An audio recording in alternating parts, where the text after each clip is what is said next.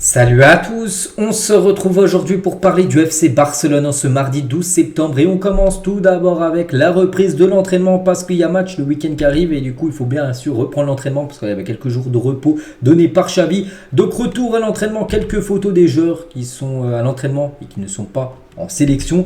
Donc on peut voir tout d'abord Inigo Martinez, on peut voir Marcos Alonso, Sergio Roberto, même le jeune Firmin Lopez. Donc voilà quelques photos, tiens Oriol Romeu aussi, ou même des jeunes pour des jeunes du Barça Athlétique pour compléter bien sûr le groupe pro, pour faire bien sûr un bel entraînement. Donc voilà quelques photos bien sûr de l'entraînement du jour. On continue bien sûr avec les joueurs du Barça en sélection et tout d'abord les deux joueurs du Barça en sélection du côté du Portugal. Et le Portugal s'est imposé 9-0 hier contre le Luxembourg et Félix et Cancelo. Donc tout d'abord Félix a joué et il a été buteur Félix en fin de match. Donc le Portugal de Cancelo, Félix s'impose 9-0 contre le Luxembourg. Donc Félix auteur d'un magnifique but.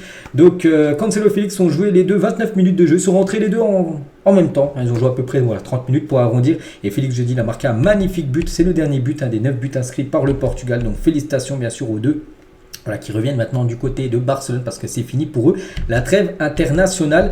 Et toujours avec Félix, les gars, le coach Roberto Martinez, le sélectionneur du Portugal sur Félix. Donc Félix est heureux de cette opportunité. C'est un joueur avec un haut niveau de capacité technique et habile à exploiter l'espace. Je suis sûr qu'il aura un rôle important avec Xavi. Voilà ce qu'il a pu dire le sélectionneur portugais sur l'apport de Félix du côté du FC Barcelone. Du côté de l'équipe de France, Jules Koundé, on peut voir une petite photo de Jules Koundé lors de l'entraînement, là il est tout en haut à droite. Donc concernant le match des Bleus ce soir contre l'Allemagne, d'après les compos probables j'ai pu voir, lui qui avait commencé titulaire contre l'Irlande, devrait être sur le banc. Alors voilà, Jules Koundé, parce qu'il va faire tourner des champs ce soir pour le match de l'équipe de France. On pourrait peut-être le voir rentrer en cours de jeu. Jules Koundé, et il va affronter, l'équipe de France, Jules Koundé affronte ce soir l'Allemagne. Et là, côté allemand, il y a deux Blaugrana. Tout d'abord, Gundogan qui devrait être titulaire, et la même chose aussi pour Ter Stegen qui devrait être titulaire pour cette rencontre qu'on parlera bien sûr demain.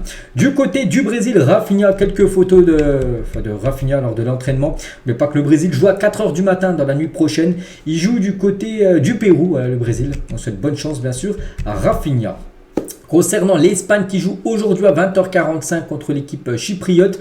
Et c'est Lamine Yamal qui fait de nouveau la une du journal Sport. N'arrêtez pas la mine, voilà, une de ce journal. Et Lamine Yamal, d'après Mundo Deportivo, ça peut être un grand moment pour lui parce qu'il pourrait être titulaire avec l'Espagne. Il était rentré en cours de jeu à la 41e minute de jeu lors du match précédent contre la Géorgie où il avait été buteur. Mais là, il pourrait commencer titulaire et il deviendrait, un nouveau record pour lui, le plus jeune titulaire de l'histoire de l'Espagne sélection A. Voilà, c'est venu à commencer dans le 11 directement ce soir. Et toujours avec Lamine Yamal, il a reçu le prix après ses débuts avec l'équipe nationale d'Espagne. Il a reçu en gros un petit trophée par rapport bien évidemment à son premier match en tant que le joueur le plus jeune bien sûr de la sélection A espagnole. Félicitations toujours Lamine Yamal.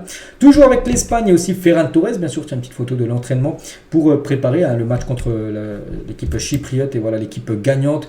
On peut voir Baldé dans cette équipe gagnante ou même en tant que joueur du Barça, c'est tout. Baldé, sinon les autres, ils ont dû être dans l'équipe perdante, on va dire, de l'entraînement du jour. Et du coup, fin de la trêve, il rentre à Barcelone sans blessure. C'est vrai que pour certains, c'est fini la trêve internationale, comme pour le Danemark de Christensen, Pays-Bas de Frankie de Jong ou même la Pologne de Lewandowski. Ils ont joué leur match, c'était avant-hier. Du coup, il n'y a plus de match. Maintenant, ils retournent à Barcelone. Ils seront peut-être de retour à l'entraînement peut-être demain. Voilà, pour préparer bien sûr le prochain match. Et aussi les deux, Portugais, Félix et Cancelo sont aussi de retour à Barcelone sans blessure. Et ça, c'est une bonne nouvelle parce qu'on sait souvent, il y a eu des trêves où il y a eu des joueurs qui ont été blessés, même souvent ces derniers mois. Et là, pas de blessure pour l'instant parce qu'il y a encore quelques Blaugrana qui jouent soir. J'ai dit peut-être Koundé, peut-être Gundogan, peut-être Rafinha, tout ça. Donc voilà, on croise les doigts pour qu'il n'y ait pas de blessure. La une du journal Mundo Deportivo aujourd'hui et ça parle des clauses, Barça clause, et on peut voir Dani Olmo et Bernardo Silva en une de ce journal avec aussi de Lamine Yamal tout en haut avec Baldé. Mais nous on revient sur le Barça clause. Donc c'est quoi ça? Donc Bernardo Silva et Dani Olmo ont une clause Barça dans leur contrat qui pourrait leur permettre de déménager, donc en gros d'être transférés à Barcelone avec une clause proche de 60 millions d'euros. Donc ils ont une clause Barça, c'est Mundo Deportivo qui dit ça, quand ils ont reprolongé leur contrat, parce que les deux ont reprolongé leur contrat là dernièrement du côté de leurs deux clubs, et ils ont mis une clause, en gros, qu'ils peuvent rejoindre le Barça pour 60 millions d'euros l'été prochain. Bon, c'est 60 millions d'euros un joueur, si le Barça veut faire les deux joueurs, il va falloir débourser 120 millions d'euros, donc voilà. Concernant le futur mercato, le Barça saura quel prix il faudra débourser pour s'offrir soit l'un soit l'autre. Xavi introduit conduira des rotations dans les prochains matchs de championnat. Donc Inigo Martinez, Ferran Torres, Fermin Lopez, Marcos Alonso et Sergio Roberto ont des options sérieuses pour commencer dans l'un ou l'autre des 2 prochains matchs. Voilà, donc il fera beaucoup bouger. Voilà, par exemple, les joueurs qui n'étaient pas en sélection, voilà, comme ces joueurs-là, devraient peut-être commencer titulaire lors du prochain match. J'ai plus le programme, je crois que c'est le Betis, c'est un programme pour le FC Barcelone. Toujours avec Xavi, il veut faire quelque chose de grand, marquer une époque dans le club de sa vie. Il veut marquer en gros l'histoire du Barça en tant que coach. Il est l'homme en qui le club a placé sa confiance pour piloter un projet qui ne fait que commencer. C'est vrai que Xavi, ça fait déjà combien, 1 an et demi qu'il est là, bientôt 2 ans. C'est pas un entraîneur, qui va quitter le club d'ici quelques mois. C'est vraiment un entraîneur que le Barça veut garder sur la durée. Pourquoi pas un entraîneur plus de 5 ans, 6 ans, 7 ans, on ne sait pas. Donc si Xavi prolonge son contrat jusqu'en 2025 et l'honore, c'est-à-dire que c'est jusqu'en 2025 qu'il surpassera la durée de Luis Enrique en tant qu'entraîneur de Barcelone qui était de 3 saisons pour Luis Enrique et se rapprochera de la durée de Pep Guardiola qui était de 4 saisons. Johan Cruyff détient le record historique avec une période de 8 saisons à la tête de l'équipe. C'est vrai que voilà, 8 années d'affilée, c'est le record, c'était le légendaire Johan Cruyff. Donc voilà, Xavi les gars, là lui vraiment il souhaite rester dans la durée, pourquoi pas, aller plus longtemps possible, si tout se passe bien sûr. Après il faut que les résultats suivent, parce qu'il ne restera pas au Barça si à chaque fois il y a des échecs, on va dire, surtout en Coupe d'Europe, là où on attend maintenant le FC Barcelone. Et Pedrerol tient un consultant, enfin pas un consultant, celui qu'anime, vous savez, l'émission Cherindo TV, il a parlé de Xavi. Avec Xavi, je n'aime pas regarder le Barça, et c'est vrai que j'en ai vu pas mal, j'ai vu des commentaires, il y en a plein qui sont du même avis que Pedrerol, qui disent en gros le Barça, était efficace. Le Barça a remporté la Liga saison dernière, aussi la Super Coupe d'Espagne. Après, de voir jouer le Barça, il y en a qui s'amusent plus trop de voir le FC Barcelone. Donc voilà, chacun son point de vue bien sûr par rapport au Barça de Xavi.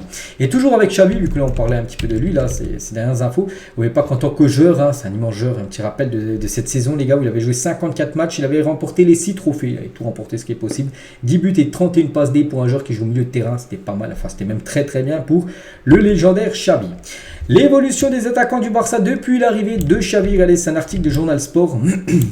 On peut voir tout en haut, novembre 2021, les attaquants qui avaient à l'époque comme Coutinho qui était là, Agüero, en dessous, Luc de Jong, Braithwaite, Memphis Depay, Demir et Dembélé. On peut voir à chaque fois une ligne en bas. L'année d'après, les attaquants qui étaient là, les nouveaux, en jaune, à droite, et ceux qui sont partis, par exemple, de 2021 à 2022, il y a Demir, Agüero et Coutinho qui ont quitté le club. Puis après, on peut voir en 2022, il y a Braithwaite et Luc de Jong en moins. À chaque fois, on peut voir les joueurs qui ont quitté le club. Et tout à droite, bien sûr, c'est les nouveaux, avec Félix, Lamine Yamal, Rafinha, Lewandowski. Donc voilà, l'évolution, on va dire, des attaquants du côté du FC Barcelone, sous l'air, bien sûr, Xavi. Les équipes ayant le taux de réussite le plus élevé dans les 5 meilleures ligues européennes, donc le taux de réussite, en gros, des passes réussies. Et en gros, c'est le PSG, 92% de passes réussies en ce début de saison. Barça 91 et City 90. Et si on regarde les 3 entraîneurs, donc Pep Guardiola, Xavi et Luis Enrique, ces 3 entraîneurs fabriquent à la Masia, le centre de formation du Barça. On sait que le Barça, jeu de possession, tout ça. Et maintenant, ces 3 entraîneurs qui ont tous entraîné le Barça. Maintenant, ils entraînent Xavi à Barça et les 2 autres dans d'autres clubs. On peut voir que c'est le plus gros pourcentage de passes réussies parce qu'on sait que c'est la fonctionnalité, c'est comme ça le mode bien sûr du Barça, même des entraîneurs, c'est d'avoir la possession et surtout des passes réussies. Le rétablissement de Pedri se passe très bien, mais il ne reviendra pas avant mi-octobre, donc normalement avant la prochaine trêve, là on est le 12 aujourd'hui, aux alentours du 15 octobre, dans à peu près un mois les gars, un mois et une semaine les gars, c'est de nouveau une trêve internationale, il ne reviendra pas d'ici là, il va faire son retour après la deuxième trêve, donc dans un mois, donc voilà, ils veulent pas qu'ils reviennent trop rapidement et c'est vrai qu'ils se reblessent, donc on lui souhaite toujours un bon rétablissement Pedri. Coïncidence ou pas, mais lorsque Oriol Romeu est sorti lors des derniers matchs, le Barça arrive à marquer, donc ça c'est pas trop une bonne nouvelle pour Oriol Romeu, c'est vrai que le Barça n'arrivait pas à marquer avec Romeu sur le terrain et dès qu'il a été remplacé, le Barça quelques minutes après a réussi à marquer un but. Donc voilà une petite stat, après c'est coïncidence ou pas, ça peut être totalement hors sujet, mais voilà, c'est on va dire là cette info ne ment pas. Mike Faye a impressionné lors de ses 2 premiers matchs avec l'équipe réserve. Il a été le leader de la défense, très bon dans les tacles et fort physiquement. Il n'a plus qu'à s'améliorer avec le ballon. Voilà, concernant le compte-rendu de ce jeune joueur sénégalais qui a débarqué du côté du club pour l'équipe B, mais j'ai dit que si les performants avec l'équipe B, il y a de fortes chances, surtout que le Barça, c'est un club qui fait beaucoup confiance aux jeunes. Les jeunes, allez, l'exemple, Lamine Yamal, il est encore plus jeune que lui. Lamine Yamal, il a 16 ans, lui, il a 18 ans. Jeune Faye, donc il joue Lamine Yamal avec l'équipe première. Donc lui, ça pourrait être la même chose. S'il continue d'être bon avec l'équipe B, Bon, on le verra très prochainement avec l'équipe première. Xavi a rencontré Rakitic lors d'un événement Dolce Gabbana. Voilà, on peut voir Rakitic et Xavi. N'oubliez pas que les deux étaient ensemble à l'époque en tant que joueur du côté du Barça.